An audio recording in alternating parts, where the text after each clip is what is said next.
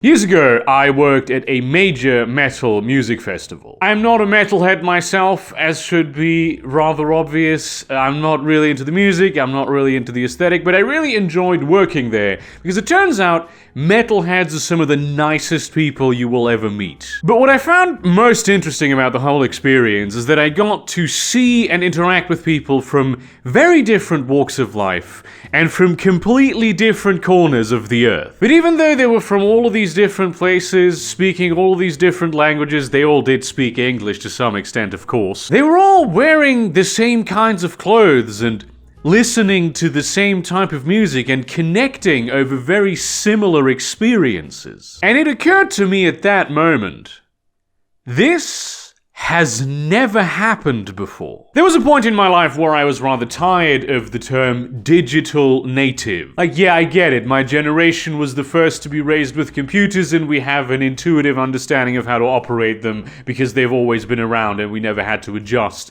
our brains to them. But if you think about it, there's really a lot more to it than that. Being native to something usually also means you were culturally influenced by that thing. You have an identity that is tied to that thing. And let's not pretend there is such a thing as one internet culture, basically, that doesn't exist the same way there isn't one global culture, unless you reach for the very basic commonalities that all humans share. But there most certainly are cultures on the internet. They exist, they're very real, and they're just as ephemeral and difficult to define as cultures are in the real world. And while some of these are essentially just the fleeting fads of youth, like the Tumblrinas and the Kekistanis, some of the most enduring internet cultures sprang out of already existent real-life subcultures. You have your punks and your metalheads and your nerds and all the various subcategories and metacategories and overlaps and mixes and what have you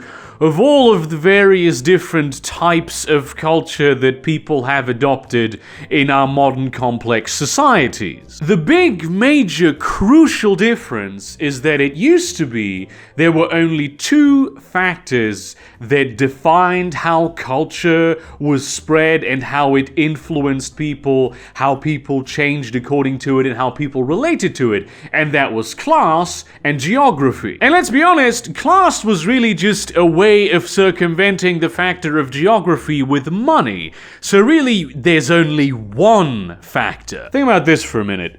For tens of thousands of years, so basically all of human history, right?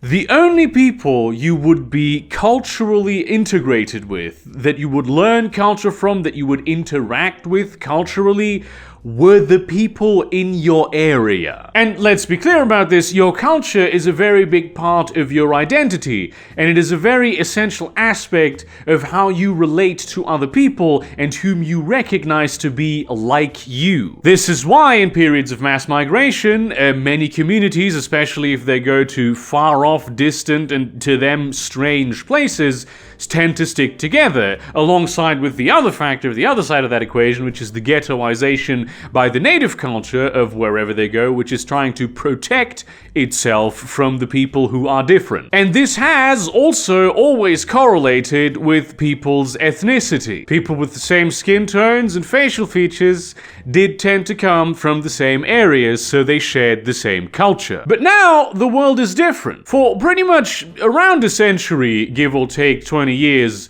we have existed in the age of mass media. And I don't think people are appreciative of just how effective mass media has been at creating culture on a global scale. Especially in collaboration with class, which is why all the modern new office buildings of the rich people look the same, the shiny steel and glass skyscrapers. And in addition to mass media growing ever more powerful and ever more effective at distributing cultural goods from all over the world to all over the world, mass transportation has also made unbelievable leaps in the past century. 200 years ago, there were a bunch of people whose big claim to fame was, "I've been to a bunch of places." Because it was very difficult to get to a bunch of places back then. You could walk through dangerous wilderness where there might be brigands trying to cut your fucking throat. Or if you had money, you might be able to get a temperamental mount that, also wasn't that much better than walking. It was just, a bit better, nowhere near the cars we have access to now. Or maybe if you were lucky, you could get on a slow-ass boat if the geography allowed it and if the region you wanted to go to had, boats going to it. There were very well-paid people whose job it was to go to faraway places, come back and tell their rich sponsors what nice things there were over there that they could steal. And these people's jobs were grueling journeys full of danger where half of them died. Traveling the world wasn't something that average people even thought about. At any stage in their life, even among the wealthy elites, it was considered a wild proposition. Corresponding with people in faraway places even was something that mostly eccentric intellectuals did, if it was possible at all, because that's also rather a recent phenomenon. Nowadays, I can open Discord, correspond with various people from all over the world. Next week, we could all take a plane ride for a couple hours, go to some place, meet up, hang out. I have friends whom I have never even met. They live on different continents that I've never even been to an adjacent continent to, and neither have they been the other way around. But I could go right there to my computer right now and have a real-time conversation with them where I can see their face. This is how culture spreads. This is how people exchange rituals, values, aesthetics, interests. This is how they connect to each other. And I cannot stress enough how the only way that this could happen in the past, the literal one and only way, was geography. This is exactly why ethnicity is so inherently tied to the concept of culture. Culture is one of the defining characteristics of ethnicity. And over the past century and a half, human ingenuity has conquered geography as the sole factor